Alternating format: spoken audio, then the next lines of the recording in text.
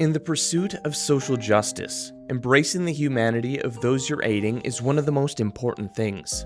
Even in someone's darkest and most challenging moments, they are a person who deserves respect and empathy. 1JustCity works to ensure people's needs are met here in Winnipeg, helping them access support for their physical, emotional, and spiritual well-being.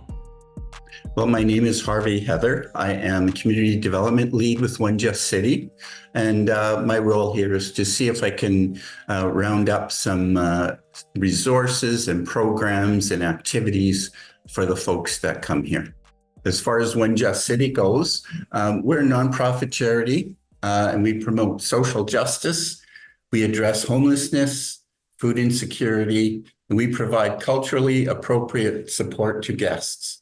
We offer these at 3 drop-in centers at West Broadway, at Oak Table in Osborne Village, and right here I'm at Pimachikamak, which is the old Balmoral Hotel. Yeah, I mean, it's one of those things where like services that you're providing and services of other organizations like Peg City Kindness Crew, Winnipeg Helpers Unite, stuff like this is incredibly important to help address some of the systemic issues that we're seeing across the city. It's unfortunate that organizations like this have to exist, but it's good that they are here to help address that. So you're mentioning, coordinating, collecting resources. What does that mean? Well, that's looking at a lot of our guests who are dealing with things like homelessness, lack of supports from social agencies, health related, mental health related issues. So we certainly try to look wherever those gaps are and to try to fill them in. Many of our folks try for a long time. They may come into one of our sites, get on the phone for a couple of hours, not be able to reach some of the resources they need. And then if they have to leave a message, often they can't get hold of somebody and they don't have a phone to receive that message again. One of the things we're doing is trying to bring some of those resources into our sites. EIA and CRA and some of the other agencies that help folks get ID, get help with tax preparation, help with employment issues. If they're right here, we call them super clinics. And what's happened is if a person comes in, they might stand in line for a few minutes. Sometimes they don't know the resource they need. So they might approach one person and, oh, sorry, this isn't the right place. But the person right beside me can help you. And so it's a direct support for that guest. Because many of them, they jump through lots of hoops and are not able to get the resources they need. And after a while, some of them just kind of give up on that. So we want to help to try to get those resources as directly and quickly as we can for them. Well, unless you're someone in a situation like that or working directly within a sector like this, it can be really hard to understand, like you're mentioning, the hoops that people have to jump through. I hear a lot of conversations sometimes like, oh, why don't people just get a job? Well, if you don't have a place to stay or get clean or like have a bank account or things like that, how are you supposed to even start that process? Yeah, exactly. Yeah, it's pretty tough for people until you get to know folks. Many folks have through just their life's experiences where they've been grown up, have difficulties that way through no fault of their own. Sometimes it is choice, but a lot of them are great people who have just had some unfortunate things happen in their life. And we want to just make sure that we can help them the best we can. Exactly. You want to provide people that opportunity. As you're mentioning, whether it is life circumstances or potentially bad choices, you want to give people an opportunity to give that reset, to take those steps towards building a new life for themselves. Exactly. When we're talking about these conversations, it ties to like addictions, homelessness, food insecurity. I know this is a little bit of a broad topic, but what are some things or systemic issues that lead to these challenges that people are facing when we're looking at here in Winnipeg and Manitoba? Sure. Well, just, for one thing, the economy, the way it's been, some people through illness, mental health, substance abuse. There's many issues as to how people get into the spot they're in, but to have those supports is so important to help them to turn their lives around that way. And like I know for myself, doing a little bit of research and understanding, addictions and substance abuse is something that is so hard to overcome. You know, you hear people on the like, I just quit it like that. It's like, well, I mean, it's great to hear that you were able to overcome that, but like it's a challenge trying to give up energy drinks. Like it was really, really difficult for me. I couldn't even imagine if it's like harder substances that I was struggling or dealing with. Yes, it is such a tough thing to overcome. However, one of the things we want to do is to get those resources. Just for an example, a person who had come to me a few weeks ago and were very distraught about how their life just wasn't going the way it wants. And a lot of it had to do with addictions. Through finding a resource, we were able to call someone right away and say, this person is ready today to try to change their life. And that's a lot of it. They have to really decide that they want to change.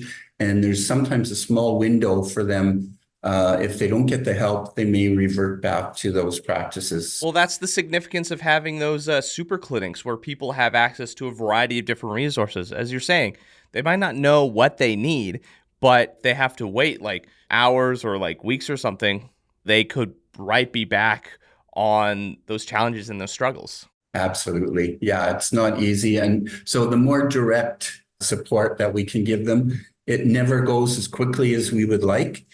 But we certainly try to reduce the number of hoops that people have to jump through to get the help they need as quickly as possible. What are some of those short-term and long-term goals for addressing houselessness and food insecurity? You're talking about providing services so people have access to it quicker, reducing that number of hoops. That sounds like part of a short-term goal for helping people get those. But what are some more of those options, as well as long-term solutions to addressing the systemic issue that it feels like it is just growing? Yeah, absolutely. Well, here at 1JustCity, we certainly provide food at all three of our sites. We have food banks, we have housing supports, we have housing workers that help to not just find housing for people, but sometimes when we say housing, sometimes it's not simple. It's not either you're in a house or you're not. Many of the folks that come here may be in housing that's not very sustainable, whether it's because of funding, whether it's, they're couch surfing or that kind of thing. So we also work to try to keep them in the housing that they're in right now until we can hopefully find more long-term solutions for that. So that's a really big thing. As far as other supports, as I said, we've got the super clinics, we've got people coming in here. We have projects, things like music, karaoke, which also provide mental health, and raising their spirits a little bit is also really important. Well, exactly. If you're constantly in that fight or flight survival mode, like you're not going to able to find yourself to a baseline to adjust and then start addressing some of those challenges that you're experiencing.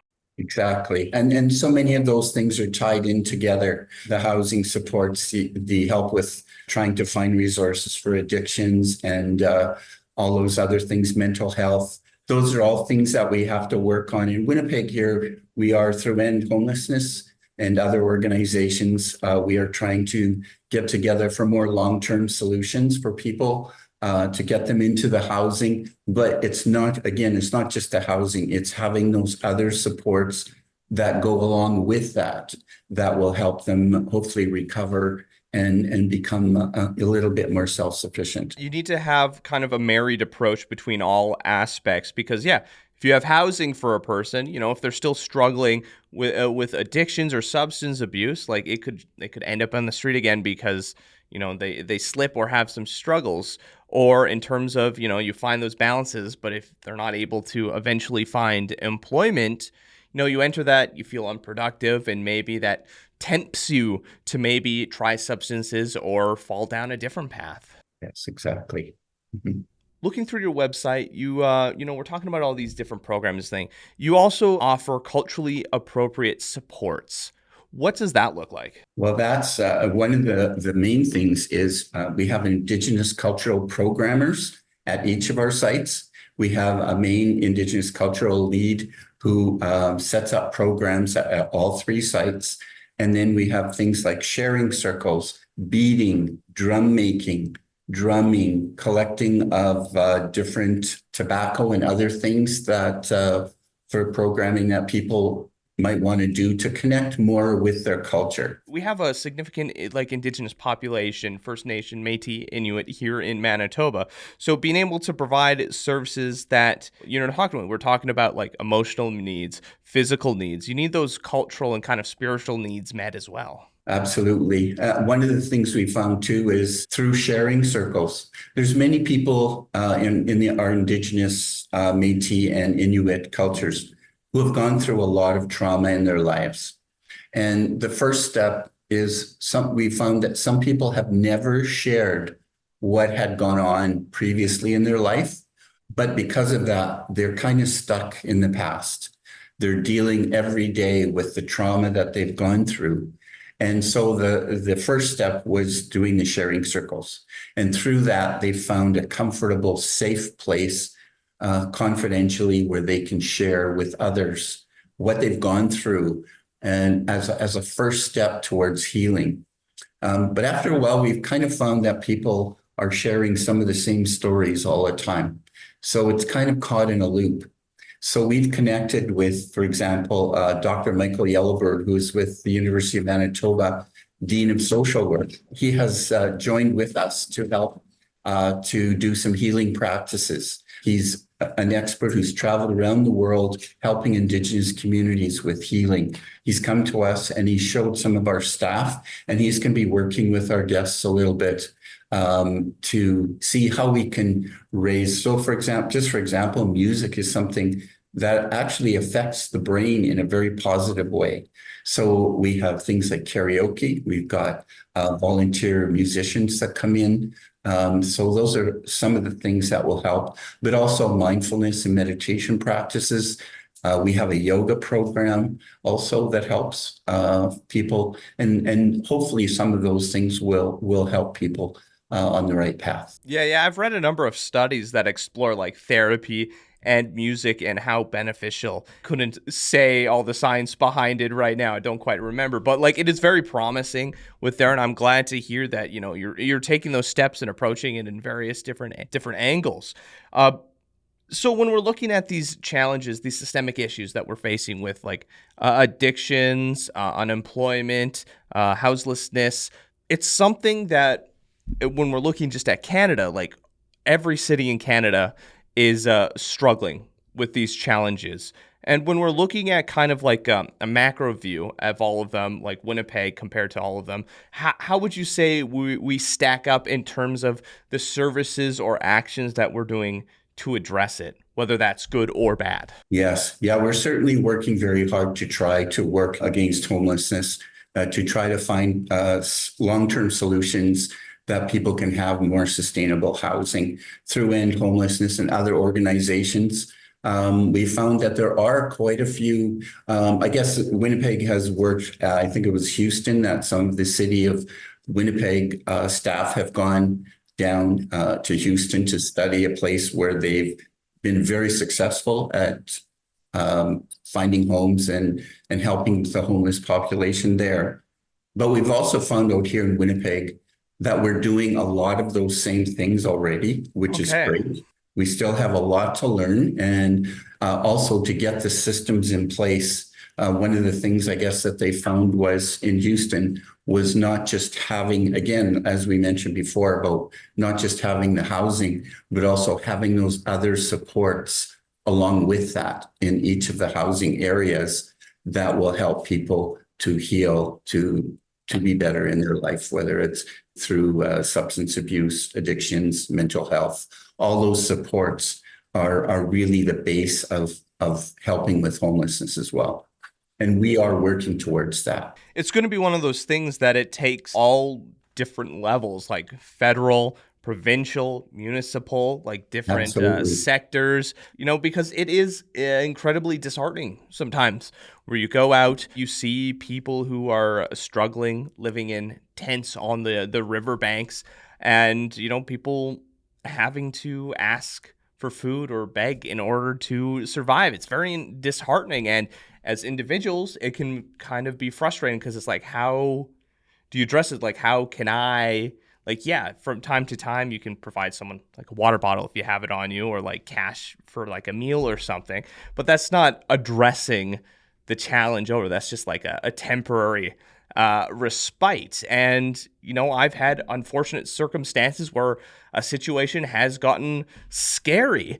And it's like, okay, it's trying to adjust and like address my biases. Like, you know what? Just because it was one negative experience, that doesn't explain, or that doesn't mean that's the entire population that's going through that. And it's like, it's someone going through the worst day of their life, probably, or potentially. Absolutely. But to your point about giving a bottle of water or helping somebody else, those, what we think of as little things, are really important. The main thing is having compassion and empathy with people. And often, you'll see people walk by or try to avoid somebody on the street. That just makes it worse. And there's times, yes, when, it might be, you're not sure of it. But I found, even working here the last almost 10 years now, that I'm not afraid walking down the street anymore, because I look them in the eye, I say, hi, how are you doing today? And those little things go a long way to being a first step to helping folks. And along with some of our programs, just to mention again, homelessness, we have a program called Just a Warm Sleep. And that's a temporary thing from 1st of November till usually around the end of April or March.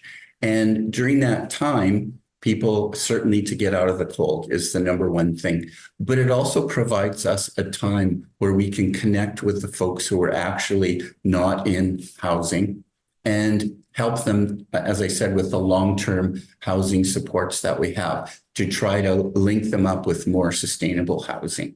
So those are some of the things. But that first connection that we make is often so important. And, I would say 95% of the people that come into our sites are not the scary people that we envision them to be. And often just looking them in the eye and saying, hi, how are you doing today? It's nice to see you. Goes a long way. Just one story on the corner of Osborne and River. A few years ago when I first started, I would walk by, there used to be a coffee shop on the corner, and there was a little outside cafe there. And there was 3 fellows there who looked kind of scary. I'll just put it that way. And every day though, I walked by and I said, hi guys, how are you doing?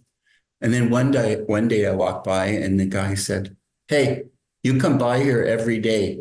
Why don't you come and sit and have coffee with us? And so I said, okay, how about today? And so I did. I sat them down. They were the most interesting people. One was an artist. They all happened to be Indigenous, and they were the nicest fellows that you'd ever want to meet. And all it took was just a little bit of, sometimes those things don't happen right away, right? But the more we connect with people on a human level, because they are humans and people, that we should respect them as people and try to connect the best we can with empathy and compassion.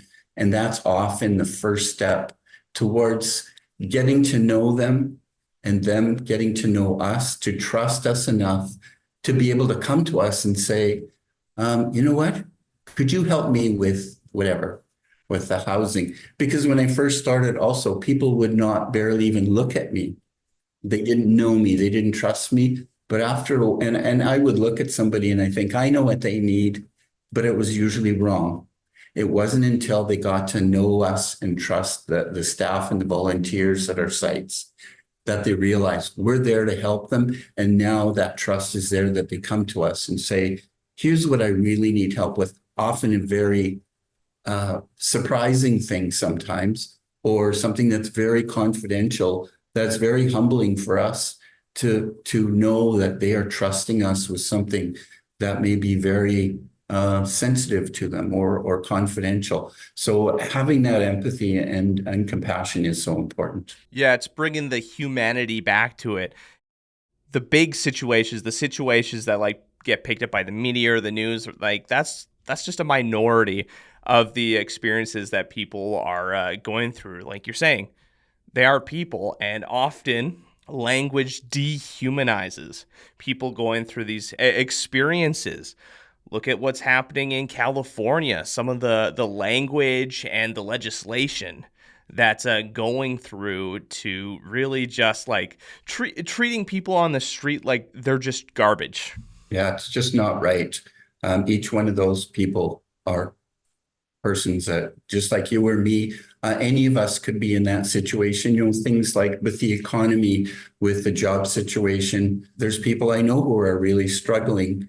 They're working every day. They've been working a long time. They're in housing.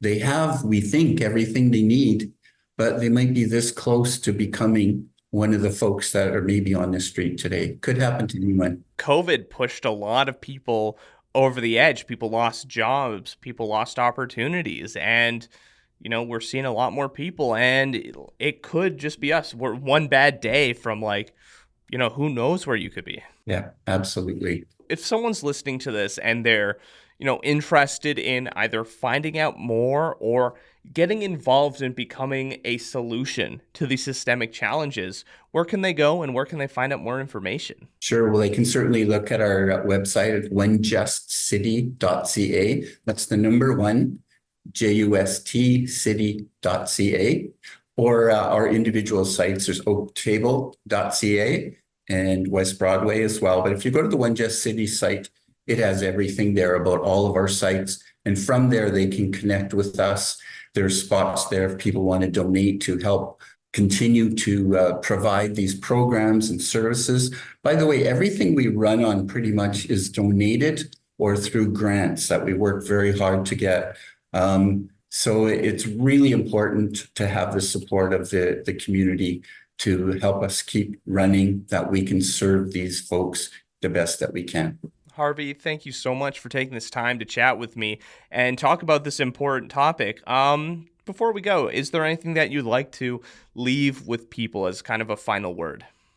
Yeah, just a big thank you to all the folks that do provide their volunteering. We have amazing volunteers here, all the people that help fund us and support us. And if you're interested in volunteering as well, that's always appreciated. So please come and see us.